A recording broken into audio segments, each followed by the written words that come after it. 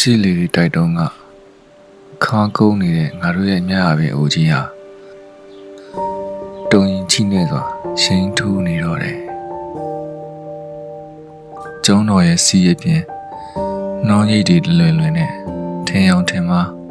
လမ်းပေါ်မှာငါစဉ်းစားတာနင့်အကြောင်းကောင်းစဉ်များစွာပါပဲထိတ်ထားရဲ့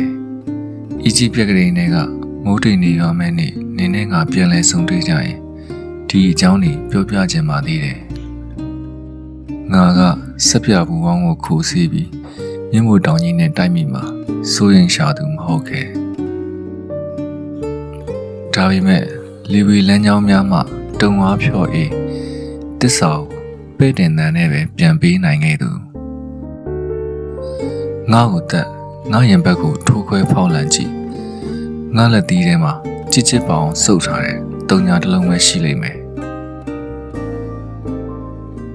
ဝါယာကျိုးတွေထောင်းနေမိပွင့်ပြတ်တော့ပြီးရုပ်ကြီးမှောင်အတိကျသွားတဲ့အန်ဒါတို့ရဲ့အိမ်ဦးမှာတေလီပီတာစွာငါနေတယ်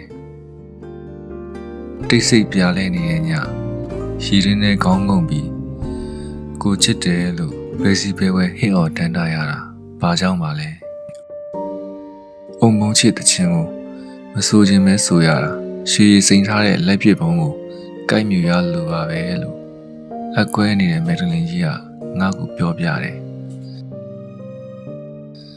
အဲ့လိုနဲ့မိုးကိုဆမ်းမြောက်ထားတဲ့မမီနိုင်သောကမ်းလက်တွေဟာဟိုးတုန်းကလိုပဲငါစီမှာမြေမုံတွေစွန့်ထင်းလျက်ပါပဲလေ